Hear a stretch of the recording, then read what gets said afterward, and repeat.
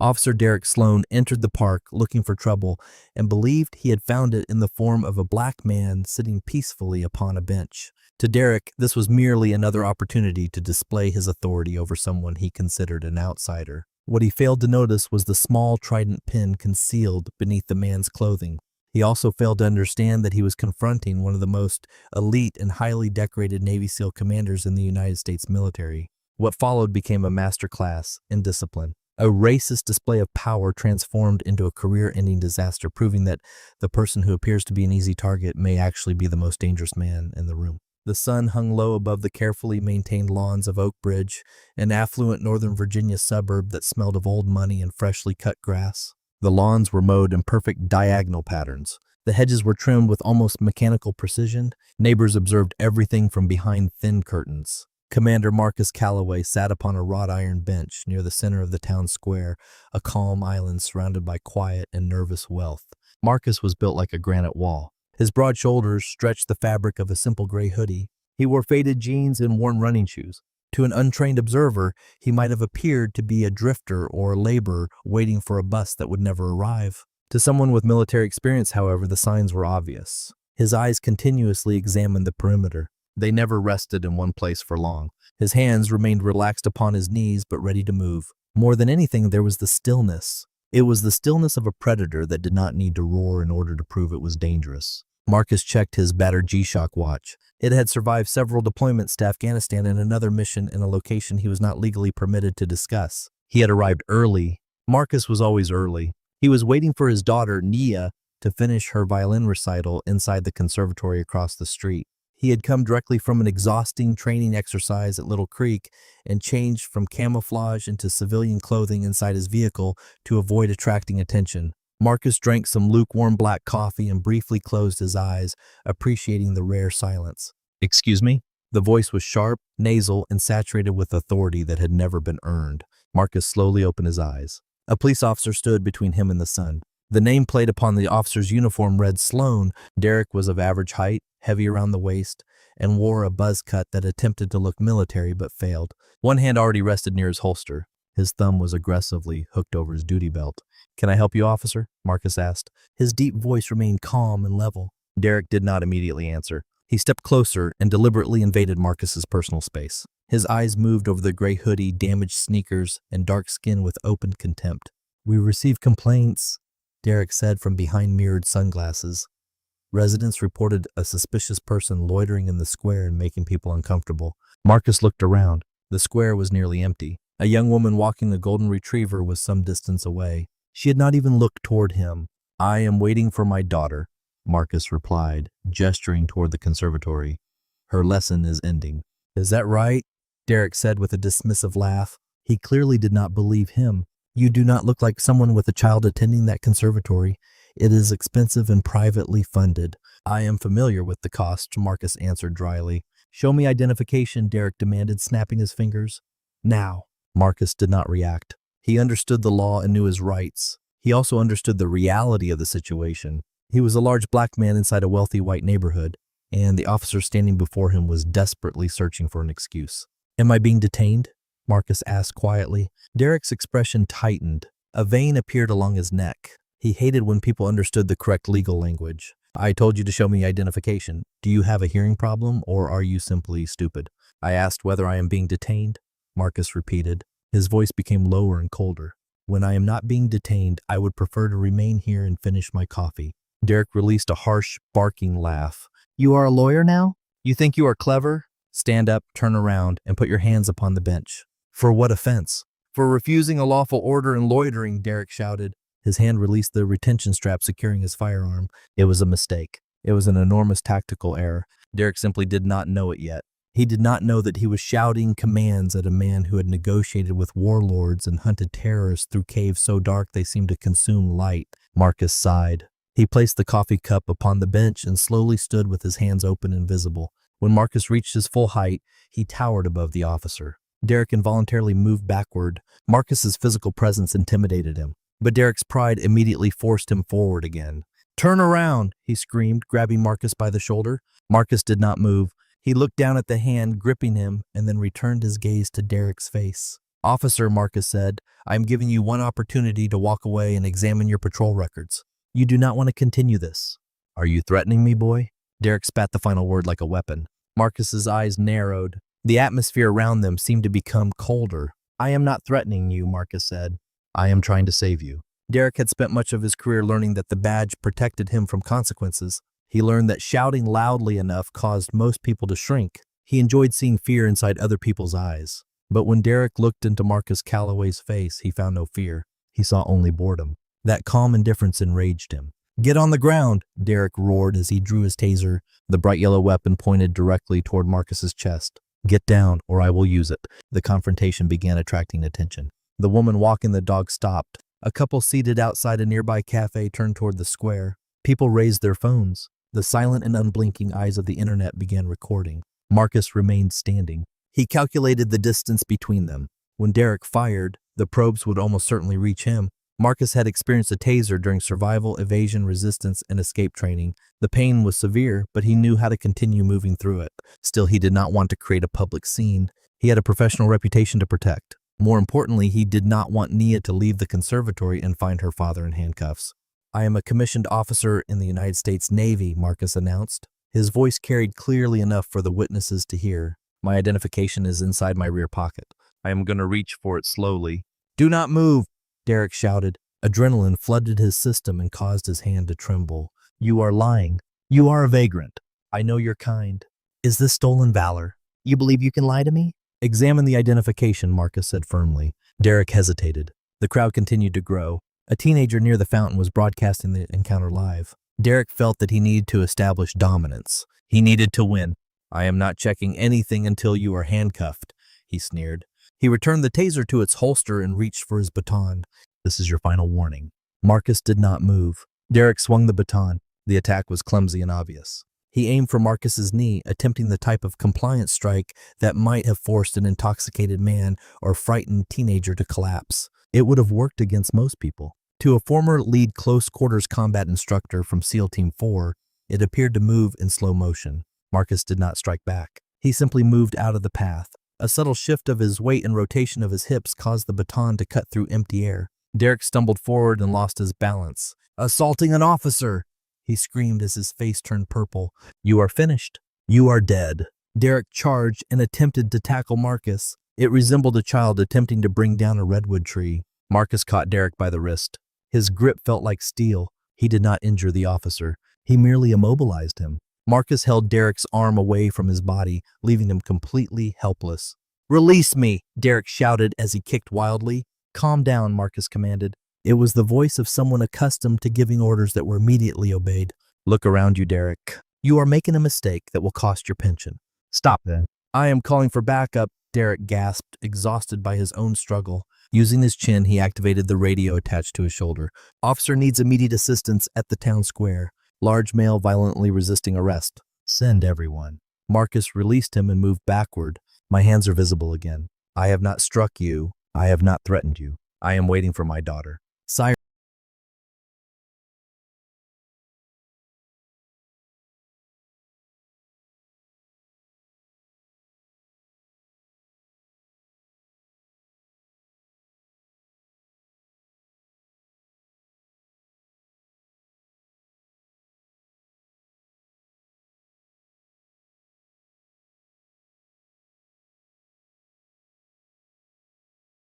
Sirens began sounding in the distance. The peaceful suburb was about to resemble a war zone.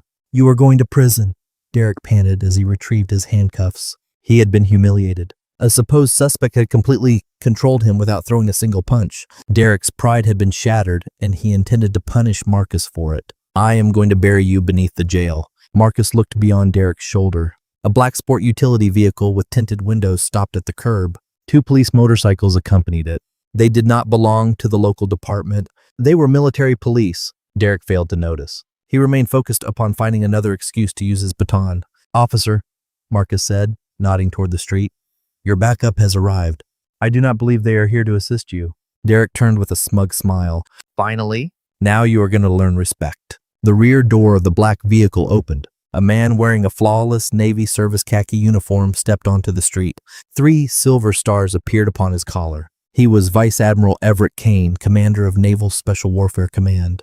He looked furious. Derek, blinded by anger and ignorance, did not recognize the rank. He saw only an older man wearing a uniform. "Stay back," Derek shouted toward the admiral. "This is an active crime scene. Return to your vehicle unless you want to be arrested as well." The crowd gasped. The teenager recording the incident zoomed closer. Marcus slowly shook his head. "You have made this far worse," he said. Derek's tunnel vision prevented him from processing the visual details that might have saved a more intelligent officer. He saw the government vehicle. He saw the motorcycles. He saw an older uniformed man, but his mind, flooded with rage and stress, recognized only interference. "I told you to stay back," Derek shouted. He stepped toward Vice Admiral Kane while still holding the baton. "You are obstructing justice. I do not care who you believe you are. Return to the vehicle or I will place you inside mine." The response was immediate. The two military police officers protecting the admiral did not shout or posture. They moved with synchronized discipline and stepped between Derek and the admiral. Their hands rested upon their sidearms without drawing them. The gesture communicated more than words could. They were master-at-arms personnel trained to protect high-value officials. They were younger, stronger, and infinitely more disciplined than Derek. "Sir," one military officer said, in a voice like grinding stone, "step away from the admiral immediately." Derek blinked. The word admiral finally penetrated the fog surrounding his mind. He looked beyond the protective officers. The 3 silver stars shone upon Everett's collar. Rows of ribbons covered his chest, representing a lifetime of military service. Derek froze. His mouth opened, but no sound emerged. "Officer," Vice Admiral Kane said as he stepped around his security detail. His voice was not loud, but it carried the authority of someone who commanded fleets. "Holster that weapon and stand down before my personnel detain you for assaulting a federal officer."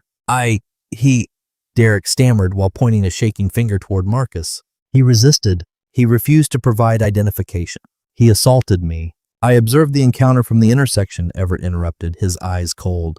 "I watched a decorated commander remain still while you swung a baton at him like a street criminal. Now I am watching you threaten a 3-star admiral." Local patrol vehicles finally entered the square with emergency lights flashing. The sirens died abruptly. Doors opened. Several officers rushed out under the direction of Sergeant Nolan Price, a veteran who understood the community.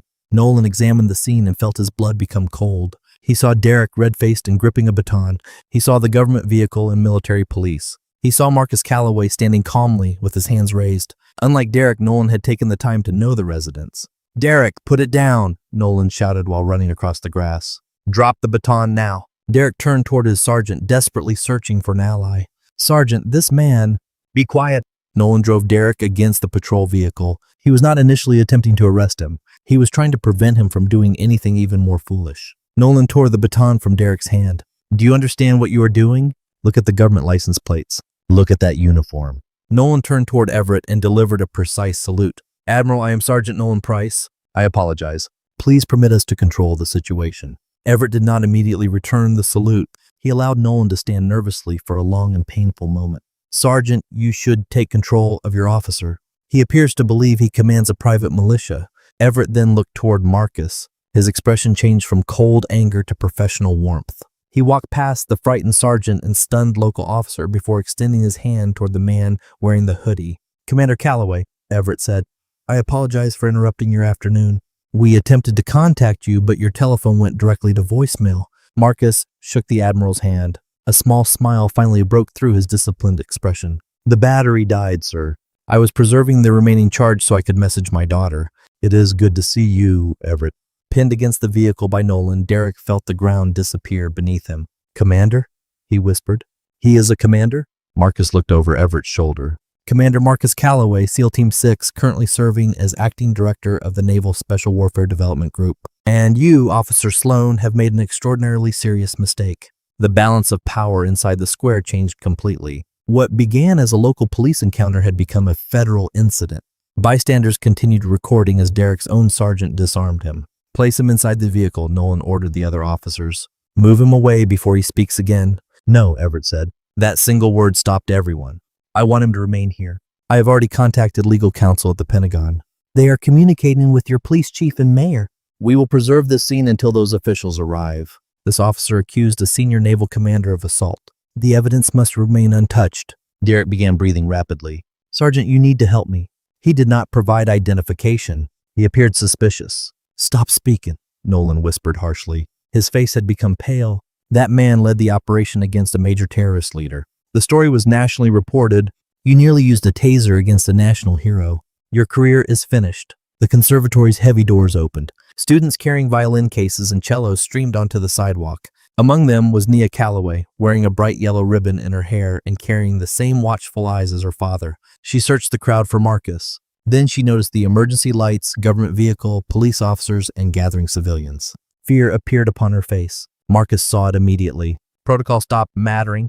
Admiral, excuse me, my daughter. Go, Everett answered. Marcus moved quickly toward the sidewalk and met Nia halfway. He no longer looked like a military commander or a victim of police misconduct. He looked like a father. Marcus lowered himself to one knee so that their eyes were level. Dad, what happened? Nia asked while clutching her violin case. Are the police here because of you? No, sweetheart, Marcus said smoothly as he moved a curl from her forehead.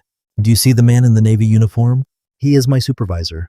We have an important work assignment, and he came to collect me inside the expensive vehicle. The police officers are only helping with traffic. Nia looked toward Derek, who was leaning defeated against the patrol vehicle. That officer looked sad. He made a mistake, Marcus said quietly. But everything's all right. We are going to get ice cream. Uncle Everett will give us a ride. Marcus stood and guided Nia toward the others. Another luxury vehicle suddenly stopped nearby. Police Chief Warren Beckett hurried from it. He was more politician than police officer and appeared close to physical collapse. Admiral Commander, Warren said, while rushing past his own officers. I am deeply sorry. I came as soon as the dispatch supervisor identified the call. There has been a terrible misunderstanding. It was not a misunderstanding, Chief, Marcus replied. His voice became hard. He continued holding Nia's hand and positioned himself between her and the confrontation. It was racial profiling, aggression, and incompetence. Your officer did not ask my name. He did not request an explanation. He demanded submission. When I did not provide it, he resorted to violence. We will conduct a complete investigation, Warren stammered while wiping perspiration from his forehead. You certainly will, Everett said, but several actions will occur now. You will remove Officer Sloan's badge and firearm. You will suspend him pending investigation. You will immediately provide my office with the body camera footage. When that recording becomes lost or corrupted, I will ensure that the Department of Justice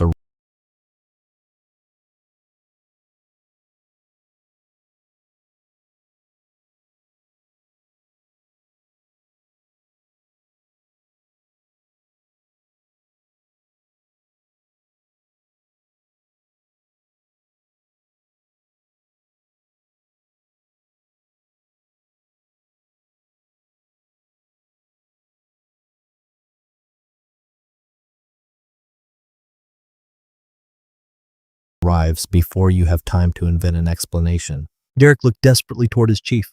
Chief, he resisted. You need to support me.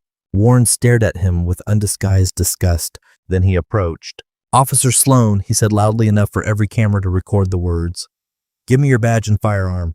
Now. Derek's hands shook as he removed the holster. He struggled with the badge attached to his chest. Finally, he gave the metal shield, the source of his authority, to the chief. You are relieved of duty, Warren announced. Go home. Do not leave the state. The department will contact you. Stripped of his authority, Derek walked away as an ordinary civilian. The teenager who had recorded the confrontation called after him. Do not forget your ticket. Laughter moved through the crowd. Marcus turned toward Everett. I appreciate the cavalry, but why are you actually here? You do not personally collect officers. Everett's expression became serious. The mission in Yemen has changed. We need you at the base. Marcus nodded. The transition was immediate. The father disappeared. The commander returned. Then Marcus looked toward Nia. I cannot leave her. She will travel with us, Everett replied. We will take her to your sister before continuing to the airfield.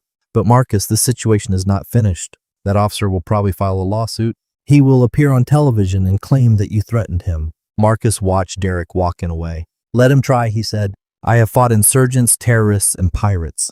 I can manage a bully carrying a badge. Neither man understood how far Derek was willing to go. Sitting inside his personal vehicle and watching the Admiral's SUV leave, Derek did not feel remorse. He felt revenge. He removed his telephone and called a private investigator. Elliot, this is Derek. I need a favor. Find everything you can about Marcus Calloway. Former wives, debts, parking violations, everything. I am going to destroy him. The conflict did not end in the town square. It had only begun. While Commander Marcus Calloway operated from a tactical center in Djibouti and supervised a dangerous hostage rescue mission, the conflict at home became increasingly dirty. Derek refused to surrender quietly. Suspended without pay and humiliated before his colleagues, he remained inside his basement surrounded by empty beer containers and printed internet records. Elliot Dane was a former police officer who had become a private investigator and operated within the gray edges of legality. "I found something," Elliot reported. "It is not much, but it can be manipulated." Calloway was involved in a bar confrontation in Virginia Beach. The charges were dismissed, but a police report exists. He has also received counseling through the Department of Veterans Affairs, possibly post-traumatic stress or anger treatment. "That is all?" Derek asked desperately. "It is enough," Elliot replied. "We provide the information to sympathetic websites. An unstable Navy SEAL attacks a respected local officer. A traumatized soldier threatens public safety. You portray yourself as the victim?" Say his eyes appeared empty and disturbed. "Tell the public you feared for your life." Derek smiled for the first time since losing his badge. He contacted an aggressive local television personality, hoping the story would gain national attention. He eventually found Owen Barrett, a hungry reporter searching for a viral story. The segment appeared upon the local news under the headline, "Hero or Menace? Officer claims self-defense against unstable Navy SEAL." Derek wore a poorly fitting suit and attempted to appear humble and wounded. "I did not want to injure him," he lied while wiping away a false tear. His eyes had that distant combat stare. "I believed he was experiencing a traumatic episode. I was attempting to control him for his own protection. Then he seized me and nearly broke my arm. I am the victim, but because he has powerful military connections, I am the person losing a pension." The report used a grainy and carefully edited section of the encounter. It removed the moment when Derek swung the baton. The audience saw only Marcus controlling Derek's wrist. The consequences reached Nia immediately. Inside Oakbridge Middle School, several students approached her during lunch. "My father says your father's dangerous," one boy said. "He says your dad belongs inside a mental hospital instead of the Navy." Nia was usually quiet and gentle. Tears filled her eyes. She left her lunch tray behind and ran toward the restroom. Her father was away on a mission and could not protect her. She felt completely alone.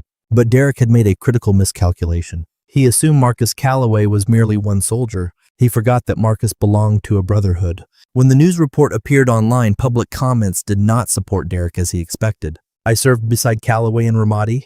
That man is honorable. This officer is lying. Where's the complete recording? Officer Sloan has numerous excessive force complaints. Examine the public records." The edited segment eventually reached the office of Preston Hale, a nationally respected civil rights attorney who had represented families in major police misconduct cases. A concerned citizen sent him the video. Preston watched it carefully and contacted the Navy's Judge Advocate General. "This is Preston Hale," the attorney said. "I understand that someone is conducting a smear campaign against one of your most decorated commanders. I am offering representation without charge to ensure that the truth becomes public. When this ends, that police department will regret ever hiring Officer Sloan." The legal team was ready. The counterattack had been prepared. They needed Marcus to return home. The transition was overwhelming. Marcus had recently been lying against the red soil of a ridge in Yemen, waiting for a high-value target to enter a designated zone. The air smelled of ozone, sulfur, and unwashed fear. Now he stood upon the tarmac at Norfolk Naval Station beneath the humid Virginia night. He had barely slept. His eyes were red with exhaustion that seemed to reach into his bones. Marcus wanted only to see his daughter, take a shower, and sit inside silence. Instead, a council of war waited beside a black government Suburban. Vice Admiral Everett Kane did not salute. He gave Marcus a grim nod and handed him a thick folder. Beside the admiral stood Preston Hale, whose face Marcus recognized from national news coverage. The attorney's presence transformed the situation from a local disagreement into a national event. "Commander," Preston said in the controlled voice of someone accustomed to confronting powerful institutions, "I apologize for meeting you here. The officer who attacked you has remained active while you were serving the country. He is not merely attempting to preserve his career, he is attempting to erase your life." Marcus opened the folder beneath the harsh runway lights. It contained a collection of lies. There were manipulated articles, old police reports concerning a minor bar confrontation, and anonymous claims that Marcus had a violent history. "He calls it the Calloway threat," Everett said. "He is portraying you as an unstable killer suffering from combat trauma. The town council is holding an emergency hearing. Sloan intends to demand a public apology from the Navy and your removal from service." Marcus closed the folder. The exhaustion disappeared. Cold clarity replaced it. It was the same mental state he experienced before entering a hostile building. He attacked my reputation, Marcus said quietly. He attacked your daughter, Everett corrected gently. Students at school are repeating the story. Nia asked your sister whether you were going to prison.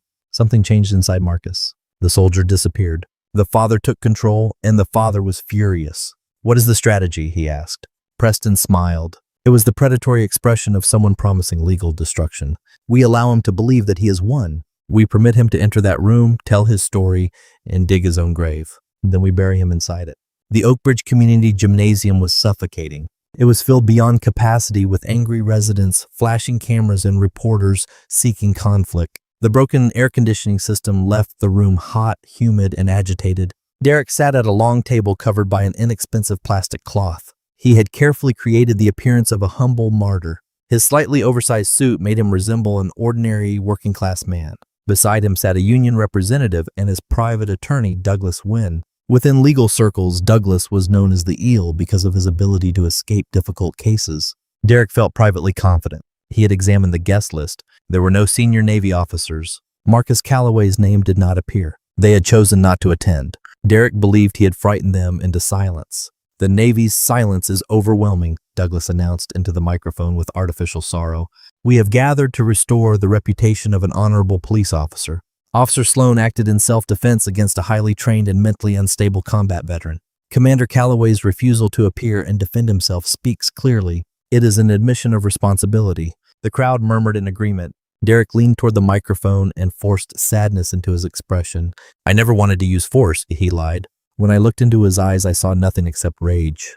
I was terrified. I believed I would never see my family again. The heavy doors at the rear of the gymnasium suddenly opened. The sound resembled a gunshot. Every conversation stopped. Marcus Calloway entered. He was not wearing a hoodie or business suit. He wore his full navy dress blue uniform. It was flawless. Gold stripes upon the sleeves reflected the overhead lights. The ribbons covering his chest told a story of sacrifice most people inside the room could not understand. The silver star, the bronze star with valor, the purple heart, the Legion of Merit. Marcus moved with controlled grace. His head remained high. His eyes stayed forward. He appeared like a titan walking among ordinary people. Vice Admiral Everett Kane entered beside him, carrying the expression of divine wrath. Preston Hale walked upon the other side with a heavy briefcase. Derek's confident smile disappeared. You said they were not coming, he whispered toward Douglas. Sit down, the lawyer answered sharply. Allow me to control this. Marcus stopped in the center aisle near Derek's table. The gymnasium became so quiet that the distant vending machine could be heard. Mr. Mayor, Preston announced while approaching the public comment podium, my name is Preston Hale. I represent Commander Marcus Calloway. We apologize for arriving late. The commander was dismantling a terrorist organization in the Middle East, while Officer Sloan was dismantling the truth here in Oakbridge. Objection, Douglas shouted as he rose. This is a public meeting, not a courtroom. We are not here for dramatic performances. We are here for the truth, Preston replied, his voice overwhelming the attorneys. Officer Sloan claimed the cameras malfunctioned. He claimed my client attacked him. He claimed he was terrified. Preston signaled toward a technician. The Navy possesses considerable technological resources. Officer Sloan deleted his body camera recording. He did not know that the bank across the street had upgraded its surveillance system to high-definition recording. He also failed to consider that the Naval Criminal Investigative Service employs cyber specialists capable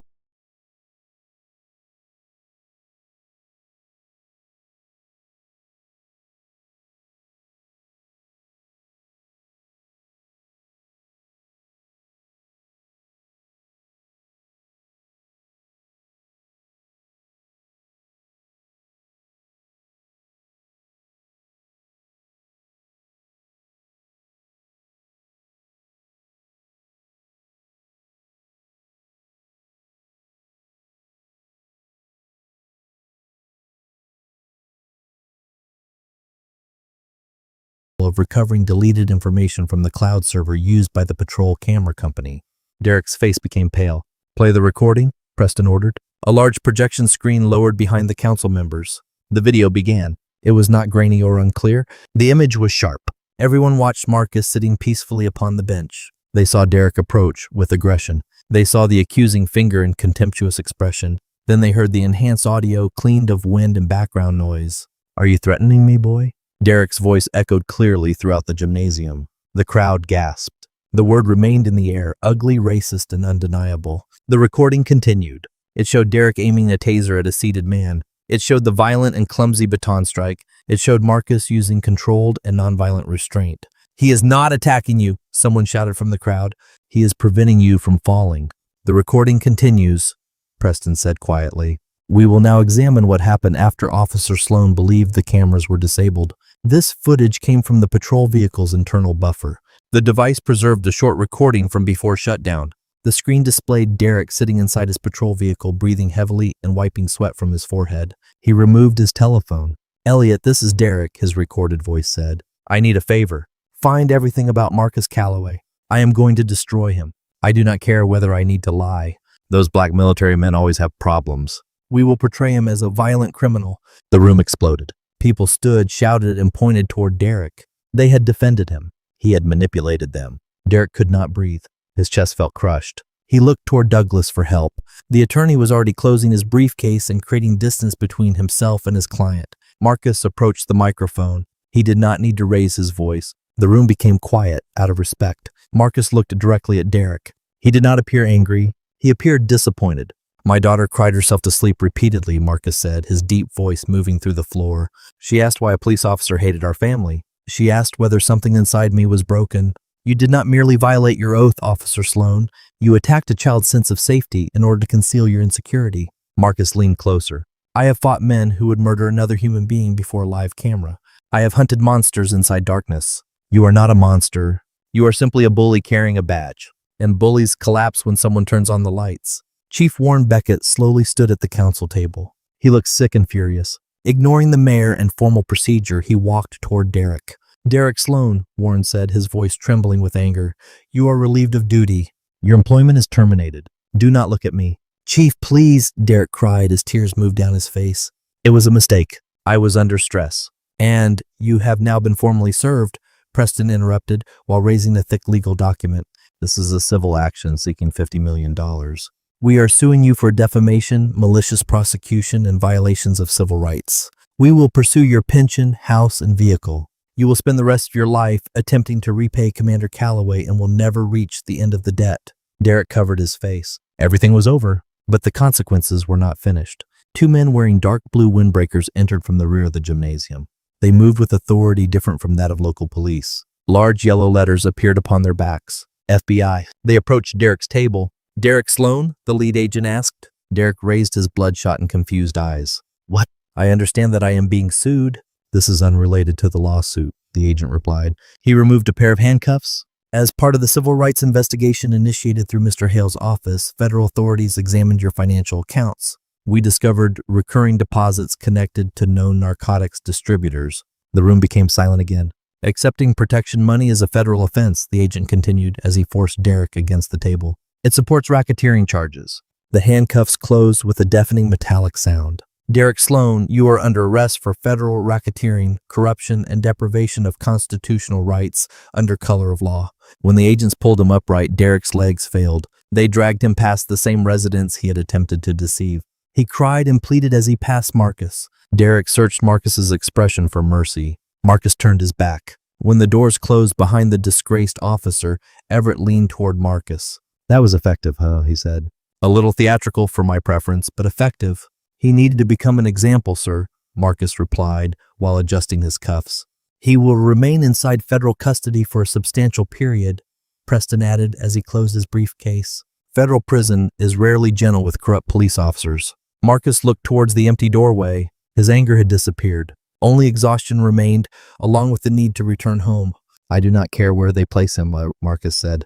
"I only need him away from this community and my daughter." He turned toward Everett. "Sir, permission to leave? I owe my daughter an ice cream trip." Everett smiled, a rare expression from the hardened officer. "Permission granted, Commander. Go be a father." The wheels of justice were often criticized for moving slowly. Once they gained traction upon Derek Sloan, however, they did not merely pass over him.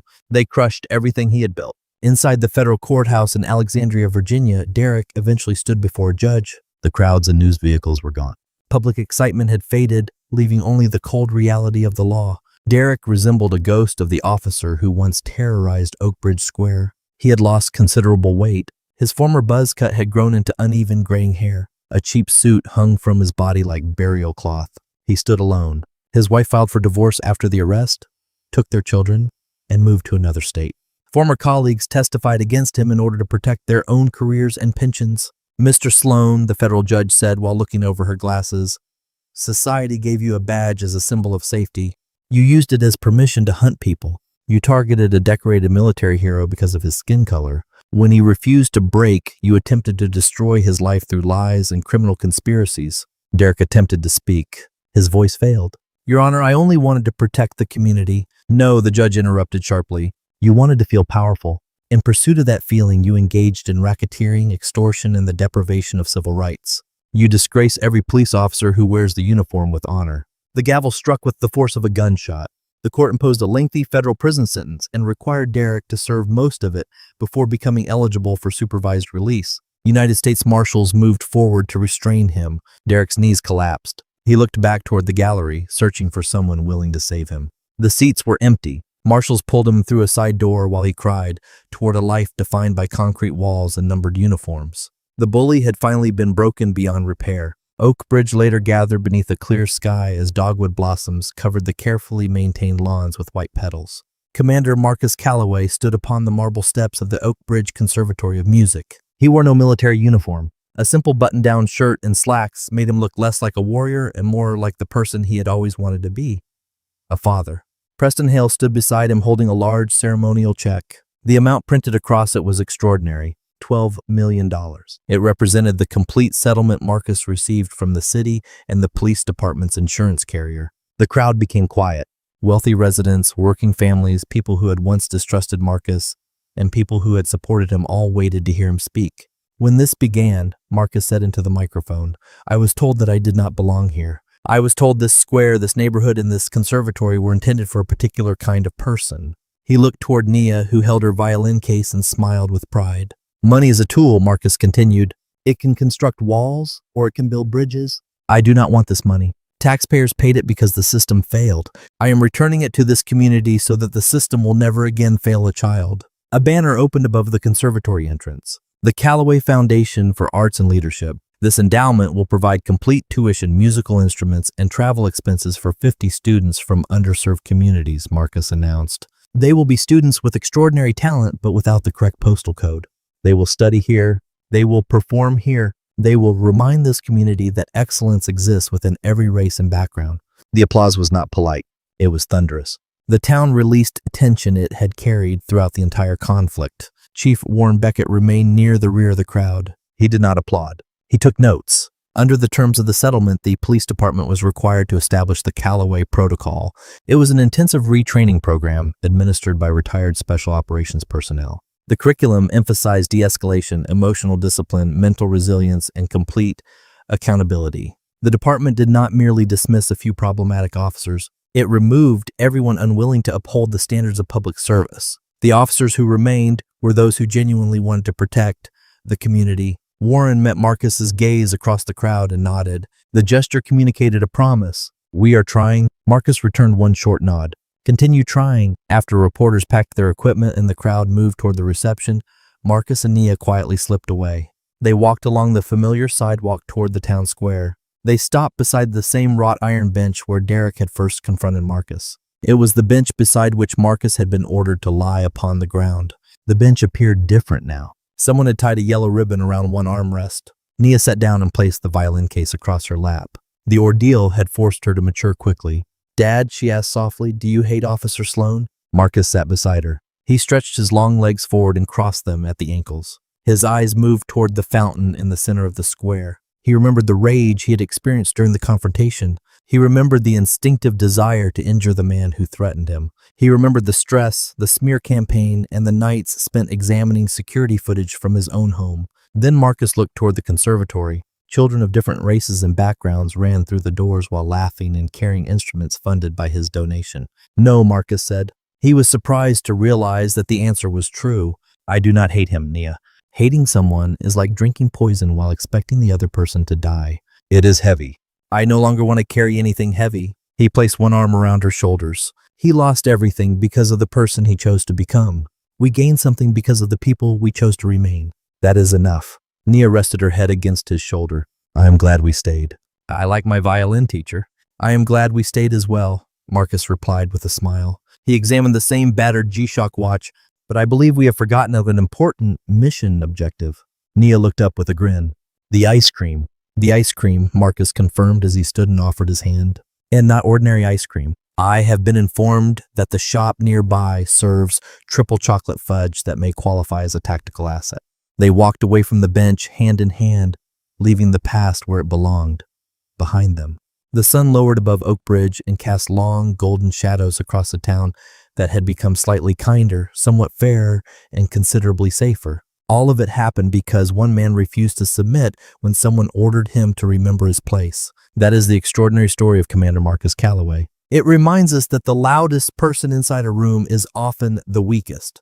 True power exists in discipline, integrity, and the absolute refusal to surrender to intimidation. Derek Sloan believed his badge made him a king. He forgot that a badge carries the weight of public trust. When that trust is abused, its weight can crush the person wearing it.